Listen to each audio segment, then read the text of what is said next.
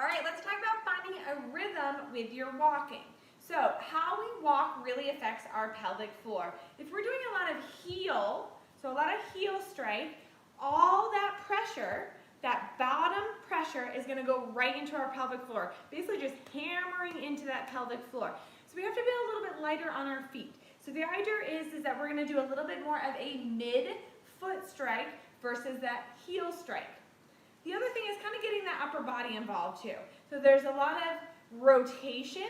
So getting a little bit of rotation and being less fixed and hanging is key here. So I have a fun little exercise for you guys to try, and it's just kind of learning your rhythm of walking. You can play some music, you can have some headphones on in your head. Make it a little dramatic at first, but we're going to get a little bit lighter on our feet, and we're going to get that upper body working as well. So I'm going to head back and I'll show you what I mean. All right, here we go. Opposite hand, opposite leg. So I'm going to do a rotation as I walk here. So rotate, little swagger, nice and light on those feet, and getting that upper body going, sitting up nice and tall. So the idea is, is taking out that jamming or that high impact of the heels. So let me kind of show you what that looks like. So I'm going to be pretty fixed in the torso here. I'm going to be kind of hanging here, and I'm just going to hammer. As I'm walking, doing this. I feel that all in my pelvic floor. Lots of pressure down that pelvic floor. Let me show you the rhythm again.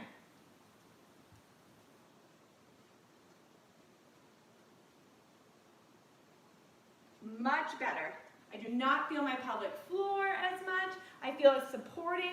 I feel it able to lengthen and release without feeling like there's too much added pressure onto it.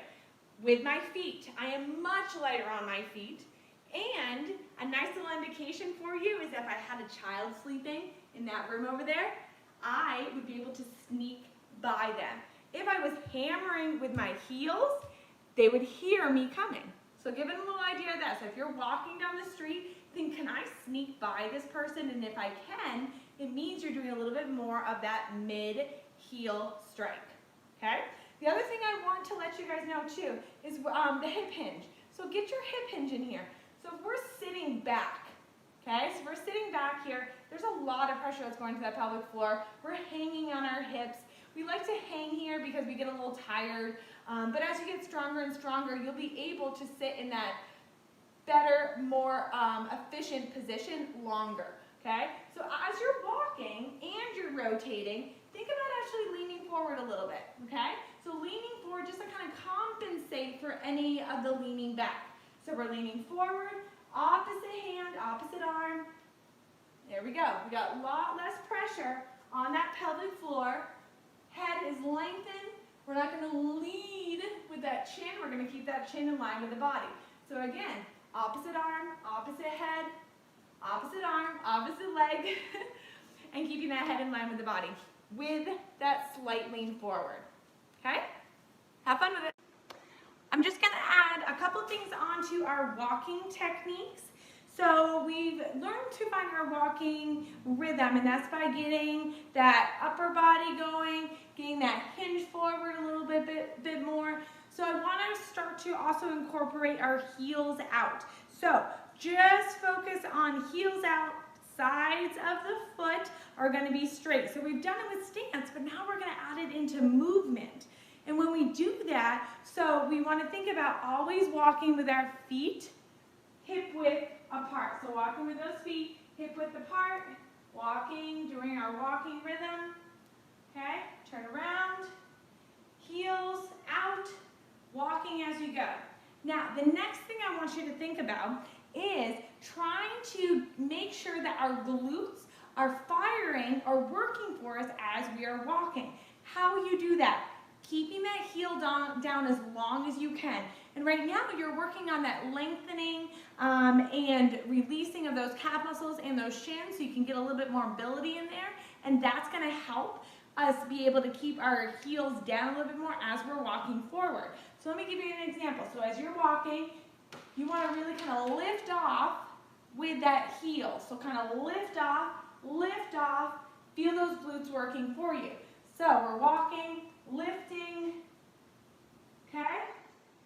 Use that heel, keep that heel on the floor as long as you can to really make sure that our glutes are actually working for us. Because what unfortunately a lot of us do is we walk in front. So we walk in front here, we don't ever get that extension back with our legs. So we don't get that hip extension, so we don't actually have the glutes working for us. Okay? We want to get those glutes lengthened and strengthened as we are walking. That's the point of walking, right? Is to lengthen and release and work everything. So let's make our walking technique just a little bit better, okay?